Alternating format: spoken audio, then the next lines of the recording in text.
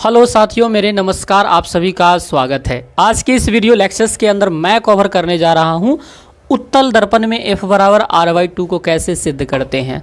और ये क्वेश्चंस ऐसा क्वेश्चंस है, जी हाँ दोस्तों, मैंने पीछे के वीडियोस लेक्चर्स में बता दिया है कि अवतल दर्पण में किस प्रकार से F बराबर R/2 को प्रूफ किया जाता है।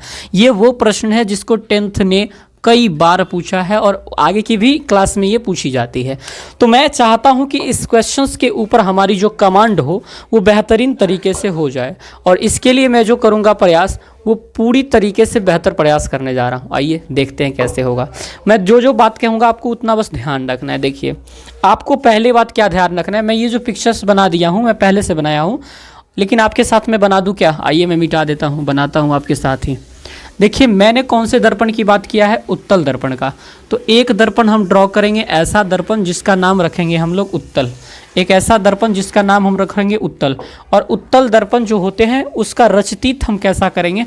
उठा हुआ प्रतीत होना चाहिए और अंदर से ये कलर्ड होनी चाहिए। और ये हमारा हो गया उत्तल दर्पण। इसका मैं कुछ नाम धरता हूँ। मान लीजिए ये M है और ये N है। भाषा भी तो हमें लिखने पड़ेगी ना साथियों। मैं पूरी प्योर तरीके से आपको पढ़ाने का कार्य करता हूँ। थोड़ी टाइम ज़्यादा लग जाएगी ना, लेकिन क्या हुआ, हमारी पढ़ाई तो एकदम तंदुरुस्त हो जाएगी ना। लेट सही लेकिन तंदुरुस्ती से पहुंचेंगे। तो माना M और N क्या है? एक उत्तल दर्पण है। क्या है? एक उत्तल दर्पण है। इस बात को लिखते हैं कि माना ये मार्कर बिल्कुल अभी नहीं चलेगा। माना Mn एक कैसा दर्पण है? उत्तल दर्पण है। माना Mn कैसा दर्पण है? एक उत्तल दर्पण है। मैं इसे हेडलाइट कर देता हूँ। माना Mn एक उत्तल दर्पण है। अब देखिए, इसका मैं प्रधान अक्ष खींच रहा हूँ। ये इसका क्या हो गया? प्रधान अक्ष हो गया। और इसका ये क्या है? पोल है।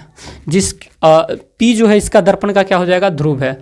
जिसमें इधर नहीं लिखता हूँ चूंकि इधर तो इमेज वगैरह करना पड़ेगा। जिसमें P दर्पण का ध्रुव है। दर्पण का क्या है?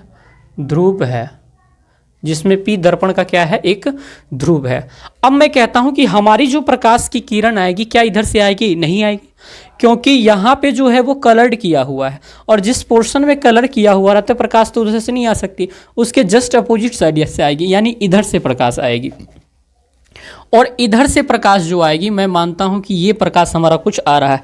मैं स्केल के सहायता से करता हूं ताकि आपको और अच्छा से समझ में आए। मैंने कहा ये प्रकाश कुछ आई, और इसका मैं नाम रखूंगा, ये है हमारा A, और इसका नाम हमने रखा है B। A भी प्रकाश आई और इस पे टकराने के बाद वापस मुड़ गई, और वापस मुड़ी तो कुछ इस तरह से मुड़ी। ये ऊपर की तरफ ऐसे चली गई। ये ऊपर की तरफ जब ऐसे गई तो मैंने कहा ये ऊपर की तरफ तो चली गई, लेकिन हमने ये पढ़ा है कि प्रधान है ये अक्ष। ये कौन सी अक्ष है? प्रधान अक्ष। और इसके ये कौन सा आया है? पैरेलल आया है, समांतर आया। तो प्रधान अक्ष के समांतर जो भी किरणें आती है दर्पण से परावर्तन के बाद कहाँ से जाती है? फोकस से जाती है। तो उससे मुझे पीछे लेना पड़ेगा फोकस पे लाने के लिए। मुझे जब पीछे लेना पड़ेगा तो मैं कुछ ऐसा लूँगा, और इसमें इमेजिनरी इसलिए बना रहा हूँ क्योंकि ये दर्पण के कैसा है? पीछे साइड से है, इसलिए मैं इसको इमेजिनरी कर रहा हूँ। अब ये हमारा हो गया फोकस। ये हमारा क्या हो गया? फोकस हो गया। अब मैं सोच रहा हूँ कि ये जो आया तो कितने एंगल पे आया, और गया तो कितने एंगल पे गया। जैसे ये वाला है, मान लीजिए ऐसा एंगल पे आया और फिर चला गया ऐसा एंगल पे, तो बीच में एक ऐसा रेखा होगा जो बताएगा आई पे आया और आर पे गया। तो बीच की एक लाइन जो होती है उसी को कहते हैं हम अविलंब। अविलंब को हम खींचने का प्रयास करते हैं, और अविलंब जो हम खींचेंगे वो कुछ इस तरह से बीच से हम खींचेंगे, और अविलंब जो हमारा होगा कुछ ऐसा हो जाएगा। यहाँ तक तो रियल आएगा, लेकिन पीछे जाते ही ये क्या हो जाएगा? इमेजिनरी हो जाएगा। और यहाँ पे आके ये हमने ऐसा कर दिया। अब इसे मिटा देता हूँ मैं। अब देखिए, ये हमारा हो गया एंगल आई पे आया है और एंगल आर पे ये चला गया है। मान लीजिए ए बी आया है और ये हमारा क्या है? सी है। ये सी सेंटर होती है, मैंने इसको डी कहा, और ये हमारा ई हो गया। अब इस तरह से आर पे चली गई है। इतनी बातों को हम आराम से लिख सकते हैं। तो क्या कहते हैं? ध्रुव है जिसमें ए बी आपतित किरण, जिसमें ए बी आपतित किरण दर्पण से परावर्तन के बाद, दर्पण से परावर्तन के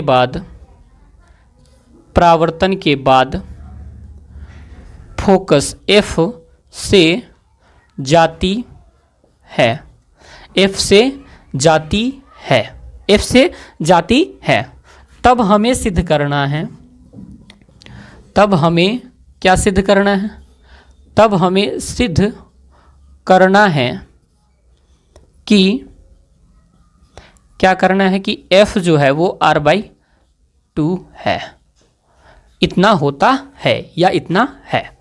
अब हम ये कहते हैं कि प्रकाश के परावर्तन का नियम कहता है कि जितना एंगल पे आया है उतना एंगल पे ये चला भी जाएगा। तो हम कहते हैं कि प्रकाश के परावर्तन से, प्रकाश के परावर्तन से हम क्या जानते हैं, एंगल I जो है वो एंगल R के बराबर होती है, या एंगल हम कह सकते हैं I का मतलब ABE, ABE, और R का मतलब ये वाला EBD, एंगल E है, B है और D है, ये एंगल ABED के बराबर हो। अच्छा एक बात बताइए, हम ये कहते हैं कि ये वाला एंगल और ये वाला एंगल क्या होते हैं, सम्मुख भुजा, सम्मुख कोण होने के कारण आपस में क्या हो जाते हैं, बराबर हो जाते हैं। जैसे मैं कह दूं कि ये ऐसे हुआ तो ये वाली एंगल और ये वाली एंगल आपस में बराबर हो जाती है। उसी तरह से अगर ये R है तो ये वाला वही क्या हो जाएगा, R हो जाएगा, ये R है तो ये वाला भी क्या हो जाएगा, R हो जाएगा। इट मीन्स हम ये कह सकते हैं कि चूंकि एंगल ई बी और डी ये बराबर है एंगल एफ बी सी के, इसीलिए एंगल ए बी ई बराबर एंगल ई बी डी के जगह पे क्या लिख दें, एफ बी सी। मैंने क्या लिख दिया, F B C. This is equation number first. यहाँ तक आप आसानी से समझ गए, एंगल आई बराबर एंगल आर किया और ये आर कुछ इसके बराबर है, तो ए बी ई जो है एफ बी सी के बराबर हो गया, ये वाला चीज़ इसके बराबर हो गया। बस इतना पे आप रुक जाइए। अब दूसरी बात जो हम करने को जा रहे हैं साथियों वो ये है कि ये दो पैरेलल लाइन है, इसको ये एक इंटरसेक्ट कर रही है, तो ये वाला जो एंगल होगा और इस वाले एंगल के बराबर हो जाएगा। मतलब ये वाली लाइन इंटरसेक्ट कर रही है और ये पैरेलल लाइन है, तो जो एंगल ये बना रही है उसी के सी में जो खींची गई लाइन है इसका ये वाला एंगल भी क्या हो जाएगा, बराबर। यानी इसको मैं आगे अगर बढ़ा दूं तो ये वाला कोण और ये वाला कोण बराबर, बीच के सभी को मिटा दिया जाए और इसको मिटा दिया जाए तो आई जो है वो आई के बराबर हो जाएगा। और इसको कहते हैं संगत कोण से, इसको क्या कहते हैं, संगत कोण कहते हैं। इसको कौन सा कोण कहते हैं बच्चे, संगत कोण कहते हैं। तो लिखेंगे कि पुनः कौन से कोण से, संगत कोण से।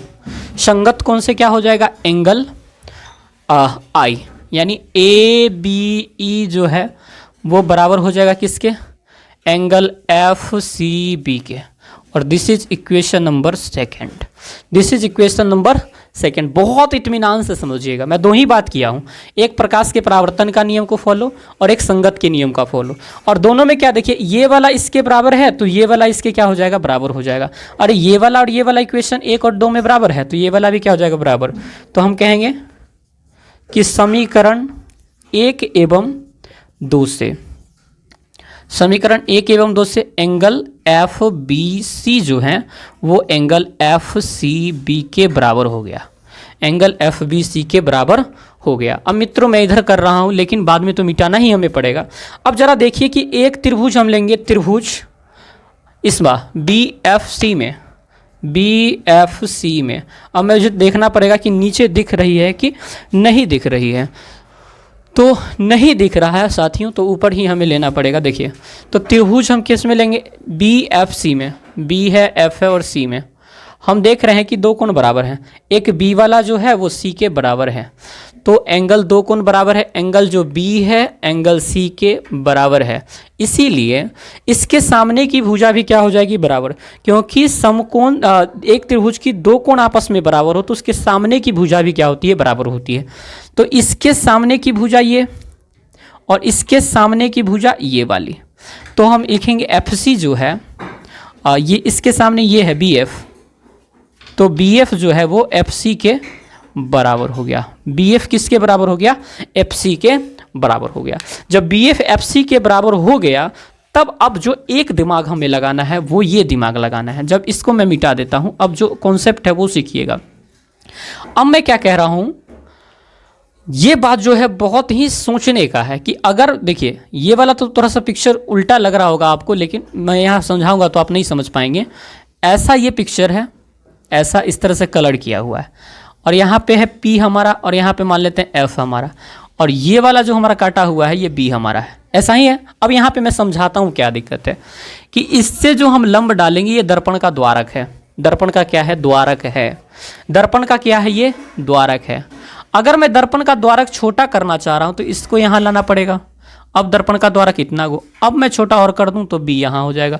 अब दर्पण का द्वारक और छोटा है, और धीरे धीरे लाते लाते ऐसा लग रहा है कि जो F से लेकर B तक की लंबाई है, B से लेकर F तक की लंबाई है, वो P से लेकर F तक की लंबाई के बराबर हो जाएगा। वो कब होगा? जब दर्पण का द्वारक अति छोटा हो जाएगा।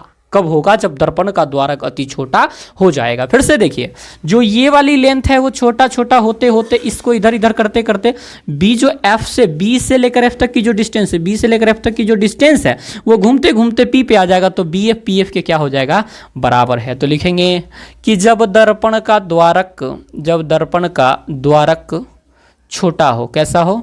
छोटा हो, तब जो BF है वो BF PF के बराबर हो जाएगा। किसके बराबर हो जाएगा? PF के बराबर हो जाएगा। इसीलिए अब देखिए ये जो FC है, FC जो है हमारा, तो BF के जगह पे आप क्या लिखेंगे? PF बराबर हो जाएगा FC। PF के बराबर क्या हो जाएगा? FC। PF के बराबर क्या हो जाएगा? FC। यहाँ तक आप कमाल कर गए। चलिए बस अब एक ही लाइन मुझे एडजस्ट करनी पड़ेगी और इस तरह से हमारा ये प्रूफ हो जाएगा। देखिए मेरे मित्र, अब आप यहाँ पे देखेंगे P से लेकर F तक के डिस्टेंस को फोकस कहते हैं, लेकिन फोकस हमें पुराना कितना है? F को 2 से मल्टीप्लाई किया तो 2F हो जाएगा, यानी 2 फोकस पुराना पड़ेगा, यानी PF बराबर है PFC। तो हम कहते हैं कि दोनों तरफ PF ऐड करो। PF जोड़ने पर दोनों तरफ क्या करते हैं? PF को जोड़ते हैं, तो PF प्लस का PF बराबर FC प्लस का PF। FC में PF को जोड़ो, F से लेकर C तक का डिस्टेंस ये है और P से लेकर डिस्टेंस ये है, तो टोटल डिस्टेंस क्या हो जाएगा? PC हो जाएगा। ये हो जाएगा PC। अरे देखो इतना पूरा इतना के बराबर, और PF कितना? 2PF के बराबर। और PF जो है हमारा F को बताती है क्योंकि फोकस दूरी है, और PC जो है हमारा यहाँ से यहाँ तक के डिस्टेंस वो R को बताती है, यानी त्रिज्या को बताती है, तो ये R के बराबर हो जाएगा। और इट मीन्स F जो है हमारा वो R/2 के बराबर हो जाएगा। ये हमारा हो गया प्रूफ्ड। तो साथियों मुझे उम्मीद है कि मैं बहुत ही धीरे धीरे आपको समझाने का प्रयास किया हूँ। मैं कहता हूँ कि अगर आपको थोड़ी सी भी परेशानी आ रही है, ज़रा सा भी परेशानी आ रही है, तो एक बार आप इसे नोट करें, फिर से वीडियोज़ को चालू करें और एक ही बार देखने का प्रयास करें। एक बात याद रखना है आपको, पहला जो करना है प्रकाश के परावर्तन का नियम लागू करना है, दूसरा संगत कोण को बराबर करना है, और दोनों से एक टर्म को निकालना है, और तीसरी बात जो करनी है, ये त्रिभुज के 2 कोण बराबर हो गए तो ये और ये इसके बराबर हो जाएंगे, और यहाँ पे जब आप पहुँच जाएंगे तो इतना करने में आपको कोई कठिनाई होगा ही नहीं। और इस तरह से हमारा F बराबर R/2 उत्तल और अवतल दोनों में ख़त्म हो गया। और मुझे उम्मीद है कि आपको बहुत ही अच्छा लगा होगा। तो मिलते हैं फिर नई वीडियोज़ के साथ, और वहाँ पर हम सिद्ध करेंगे दर्पण सूत्र को, फिर लेंस सूत्र को। तब तक के लिए आप सभी को इतना ही कहकर थैंक यू वेरी मच, शुक्रिया।